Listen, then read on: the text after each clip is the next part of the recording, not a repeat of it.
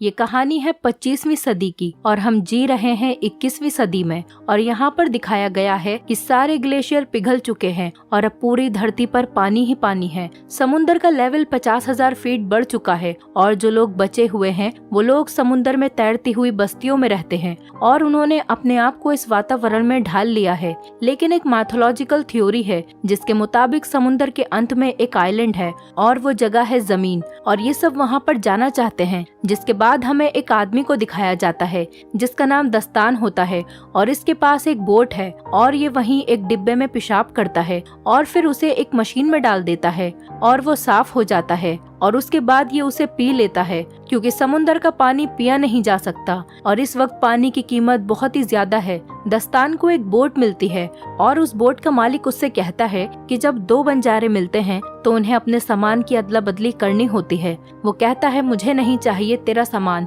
तू अपना काम कर। और तभी यहाँ पर लुटेरे आ जाते हैं जिनका काम बस लोगों को मारना होता है। जैसे ही वो आदमी लुटेरों को देखता है तो वो दस्तान को वो फल दिखाता है जो उसने अभी अभी उसकी बोट से चुराए थे और वो कहता है कि तुम मरोगे, तुम यहाँ से कभी नहीं निकल पाओगे। क्योंकि दस्तान की बोट खराब थी, लेकिन दस्तान की बोट काफी एडवांस होती है और वो कुछ बटन्स को दबाता है और ये देखकर जो उसके फल चुराकर भागा था वो दस्तान की बोट के पर्दे फाड़ देता है, जिस वजह से दस्तान की बोट स्लो हो जाती है। लेकिन वो लुटेरे उसकी बोट को देख लेते हैं और उसे मार देते हैं। दस्तान उन्हें नहीं दिखता, इसलिए वो बच जाता है। दस्तान जल्दी बस्ती तक पहुंच जाता है और उन्हें मिट्टी दिखाता है। मिट्टी देखकर वो लोग चौंक जाते हैं क्योंकि जिस तरह आज के युग में हीरे जवाहरात कीमती हैं, उसी तरह उस टाइम में मिट्टी की कीमत बहुत ज्यादा थी। और दस्तान इसी के सहारे जलबस्ती में एंटर हो जाता है और जब वो दस्तान की मिट्टी को तोलते हैं तो 3 किलो 500 ग्राम होती है। इसके बाद दस्तान को 62 सोने के सिक्के देना चाहते हैं। दस्तान कहता है कि मुझे 62 नहीं बल्कि इसके दुगने चाहिए और वो दुगने सिक्के देने को भी तैयार हो जाते हैं। इस दौर की मिट्टी इसीलिए भी कीमती है क्योंकि ये लोग मिट्टी पर कुछ उगाकर अपने लिए कुछ खाने पीने की चीजों का इस्तेमाल कर सकते हैं।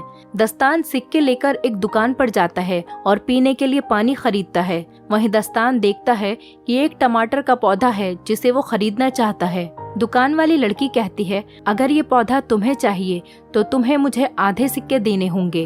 अब दस्तान को पौधा चाहिए था, इसीलिए वो सिक्के दे देता है और पौधा ले लेता है। इस दुकान वाली लड़की का नाम था देवसेना और इसके साथ एक और लड़की भी थी जिसका नाम था अवंतिका। देवसेना इसकी गार्जियन थी।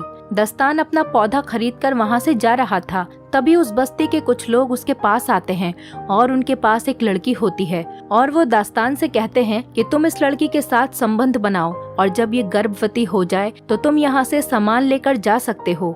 बस्ती वाले दास्तान को ऐसा इसलिए कहते हैं क्योंकि दास्तान इनकी बस्ती का नहीं है, वो बाहर से आया है और इनकी बस्ती वाले की जो प्रजाति है वो कमजोर है। लेकिन दास्तान उन्हें साफ मना कर देता है। वो कहता है कि तुम्हारे पास कुछ भी नहीं है मुझे देने के लिए। दास्तान जाने लगता है, लेकिन तभी उन लोगों को शक होता है कि ये एक लुटेरा है, इसीलिए वो उसे पकड़ लेते हैं और वो देखते हैं कि उसके कान के पीछे गिल्स हैं और गिल्स देखने के बाद एक आदमी चिल्लाता है कि ये एक म्यूटेंट है और वो उसे कैद कर लेते हैं और पानी में डुबोना शुरू करते ताकि उसके मरने के बाद उसके शरीर को गलाकर एक खाद बनाई जा सके।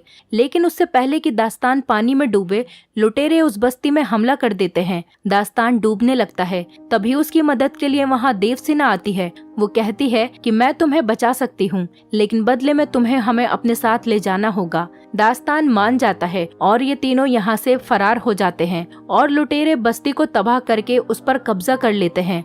लुटेरों का सरदार कहता है कि मुझे टैटू वाली लड़की चाहिए। दरअसल ये अवंतिका के बारे में बात कर रहे होते हैं। अवंतिका के पीठ पर एक टैटू होता है जो कि इनका मानना है कि वो ड्राई लैंड तक पहुंचने का रास्ता है। यहाँ पर 3 तरह के समुदाय रहते हैं। एक लुटेरे जिनका काम बस मरना और मारना है, दूसरे आम इंसान जो बस्ती में रहकर गुजारा करते हैं और तीसरे म्यूटेंट जिनके कान के पीछे गिल्स होते हैं। वो लोग पानी के अंदर भी सांस ले सकते हैं और दास्तान भी एक म्यूटेंट है। दास्तान देवसेना से कहता है कि हमें अवंतिका को मारना होगा क्योंकि हमारे पास इतना पानी नहीं है कि हम तीनों जिंदा रह सकें। दरअसल यहाँ पर पानी की कीमत बहुत ज्यादा होती है क्योंकि समुद्र का पानी ये लोग पी नहीं सकते और पानी का कोई और सोर्स भी नहीं होता है। देवसेना ऐसा करने से मना कर देती है। वो कहती है ये सिर्फ बच्ची है दास्तान कहता है कि बिना पानी के तुम दोनों मर जाओगी, इससे अच्छा है एक पहले ही मर जाए। लेकिन देवसेना दास्तान को मना लेती है। दास्तान अवंतिका को नहीं मारता। वहीं दूसरी तरफ उन लुटेरों के सरदार छूमो को देखते हैं। वो कहता है उसे किसी भी कीमत पर वो टैटू वाली लड़की चाहिए और वो इसीलिए अपने आदमियों को प्लेन से दास्तान के पीछे भेजता है। वो लोग दास्तान के पास पहुंच जाते हैं और उन पर हमला बोल देते हैं।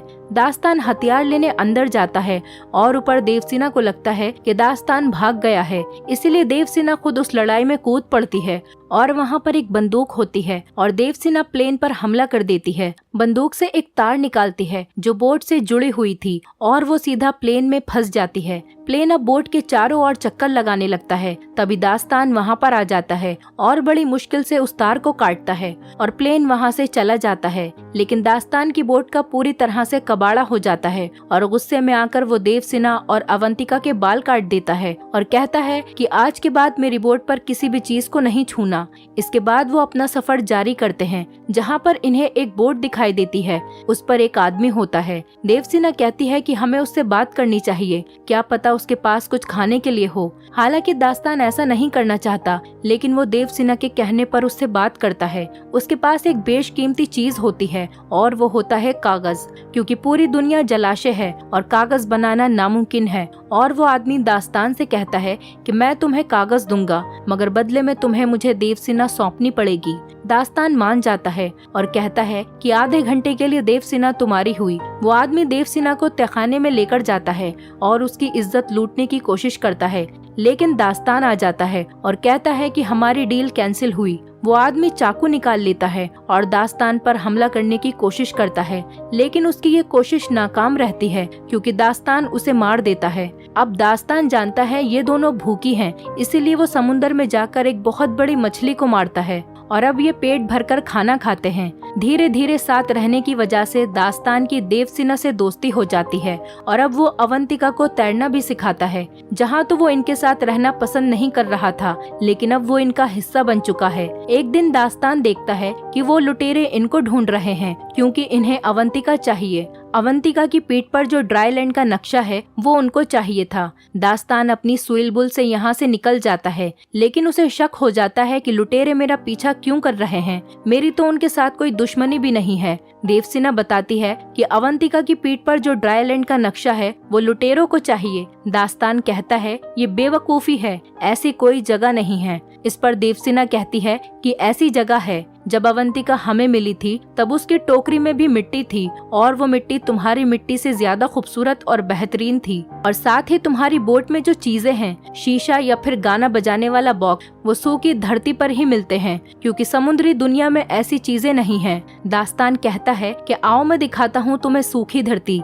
दास्तान देवसेना को एक बॉक्स में बंद करके पानी में समुद्र के तल पर ले जाता है, जहाँ पर बड़ी बड़ी बिल्डिंग्स थीं जो कि वीरान पड़ी थीं। किसी जमाने में यहाँ पर लोग रहते थे। वो देवसेना को ये सब इसलिए दिखाता है कि उसके मन में जो झूठी उम्मीदें हैं वो खत्म हो जाएं। और जब ये ऊपर जाते हैं तो देखते हैं कि लुटेरों ने इनकी नाव पर पूरी तरह से कब्जा कर लिया है। लुटेरे इनसे पूछते हैं कि अवंतिका कहाँ है। दरअसल अवंतिका लुटेरों को देखकर पहले ही नाव में छुप गई थी। देवसेना अवंतिका को देख लेती है, मगर वो छुपी रहती है क्योंकि लुटेरों पर भरोसा नहीं किया जा सकता। छूमो कहता है कि अगर ये नहीं बता रही है तो इन दोनों को जान से मार दो, और इससे पहले कि ये इन दोनों को मारते, अवंतिका बाहर आ जाती है और वो अवंतिका को कब्जे में ले लेते हैं। छूमो दास्तान और देवसेना को मारने का आदेश देता है, लेकिन इससे पहले कि वो लोग इन्हें मारते, दास्तान देवसेना को लेकर पानी में डूब जाता है। लेकिन देवसेना पानी में सांस नहीं ले सकती थी क्योंकि वो दास्तान की तरह म्यूटेंट नहीं है, वो एक साधारण इंसान है। इसीलिए दास्तान देवसेना को अपने मुंह से खुद सांस देता है और ये काफी देर तक पानी में ही रहते हैं। और जब ये ऊपर आते हैं तो ये देखते हैं कि लुटेरों ने दास्तान की नाव को पूरी तरह से तबाह कर दिया है। देवसेना दास्तान की अच्छाई और इंसानियत को देखकर उससे प्यार करने लगती है और ये काफी करीब आ जाते हैं। दास्तान को अपनी नाव पर वो कागज मिलता है जो उसे उस आदमी ने दिया था। कागज पर आइलैंड का चित्र था जिस पर बहुत सारे पेड़ थे और अवंतिका ने भी वैसा ही चित्र बनाया था। दास्तान समझ जाता है कि अवंतिका की पीठ पर जो नक्शा है वो सूखी धरती का ही है, क्योंकि अवंतिका केवल वही चित्र बनाती है जो उसने देखा है। लेकिन इनका यहाँ से निकलना नामुमकिन था क्योंकि इनकी नाव खराब थी। थोड़ी देर बाद यहाँ पर एक आदमी आता है जिसके पास उड़ने वाला बलून था और वो देवसेना की बस्ती का ही था जहाँ वो लुटेरे गए थे, इसीलिए वो वहाँ से भागकर आ गया था। वो देवसेना से कहता है कि अच्छा हुआ तुमने बोट को जला दिया, नहीं तो मैं तुम्हें कभी नहीं ढूंढ पाता, क्योंकि धुएं की वजह से ही मैं यहाँ तक पहुँचा हूँ। और वो इन दोनों को बलून पर ले आता है। लेकिन यहाँ से दास्तान डिसाइड करता है कि वो अवंतिका को ढूंढ कर लाएगा। वो उस बड़े जहाज पर पहुँच जाता है जहाँ पर वो लुटेरे थे। दास्तान चूमो के सामने खड़े होकर कहता है कि मुझे वो बच्ची चाहिए। चूमो कहता है कि बेटा अब तुम जिंदा वापस नहीं लौटोगे। दास्तान एक मशाल निकालता है और पास ही में एक टैंक में डाल देता है, जिससे एक बहुत बड़ा ब्लास्ट होता है और उसके बाद सारे आदमी मारे जाते हैं। दास्तान अवंतिका को ढूंढने लगता है, लेकिन वो देखता है कि चूमो अवंतिका को प्लेन में उड़ाकर ले जाता है। दास्तान प्लेन को रस्सी से अटकाकर क्रैश करवा देता है। अब ये विशाल जहाज डूब रहा था, लेकिन इससे पहले जहाज डूब पाता वहाँ पर देवसेना उड़ने वाला बलून लेकर आ जाती है और उनको बचा लेती है। और तभी जहाज पर एक बहुत बड़ा ब्लास्ट होता है जिससे लगभग सारे लुटेरे मारे जाते हैं। लेकिन चूमो अभी भी जिंदा बचा हुआ था और वो एक गन से अवंतिका पर गोली चलाता है। अब अवंतिका को वो गोली नहीं लगती, वो गोली साइड में से निकल जाती है, जिसकी वजह से वो पानी में गिर जाती है और लुटेरे उसकी तरफ बढ़ने लगते हैं। दास्तान ऊपर से जंप करता है और अवंतिका को पकड़कर ऊपर ले जाता है और ये तीनों लुटेरे जो अवंतिका को पकड़ने के लिए आ रहे थे ये आपस में टकरा जाते हैं और एक बहुत बड़ा ब्लास्ट होता है। और इस ब्लास्ट में चूमो समेत सारे लुटेरे मारे जाते हैं और इस तरह से दास्तान अवंतिका की जान बचा लेता है। इनके साथ जो आदमी होता है उसे नक्शा पढ़ना आता है और वो ड्राईलैंड का पता लगा लेता है और फाइनली ये पहुंच जाते हैं सूखी धरती पर, जहाँ पर एक झोपड़ी होती है जिसके अंदर दो कंकाल पड़े थे जो कि अवंतिका के माँ बाप के थे। और उनके पास टैटू बनाने वाला सामान भी मौजूद था, क्योंकि उनको पता था कि वो मर रहे हैं, इसीलिए उन्होंने अवंतिका की पीठ पर टैटू बनाकर टोकरी में डाल दिया था और उस टोकरी में यहाँ की सूखी मिट्टी भी डाल दी थी, ताकि जब अवंतिका किसी को मिले तो उन्हें ये भी पता चल जाए कि कहाँ पर है ड्राईलैंड। और ऐसा उन्होंने इसीलिए किया क्योंकि अवंतिका उस समय काफी छोटी थी, अगर वो वहाँ पर रहती तो बच नहीं पाती। और अवंतिका के माँ बाप ने जैसा सोचा था आज फाइनली वैसा ही हुआ। इसके बाद हम देखते हैं कि दास्तान को यहाँ पर बिल्कुल भी अच्छा नहीं लग रहा, क्योंकि वो इंसान नहीं गिल्स है, इसलिए वो समुंदर में वापस जाना चाहता है। हालांकि देवसेना और अवंतिका नहीं चाहती कि वो वापस जाए, लेकिन उसे जाना पड़ता है क्योंकि उसकी असली दुनिया समुंदर है। और इसी मोमेंट पर ये मूवी खत्म हो जाती है। दोस्तों, अगर आप हमारे चैनल पर नए हैं तो चैनल को सब्सक्राइब करें, वीडियो अच्छी लगी हो तो वीडियो को लाइक करें और हाँ, नोटिफिकेशन बेल को जरूर दबाएं ताकि अगली अपडेट सबसे पहले आपको मिले।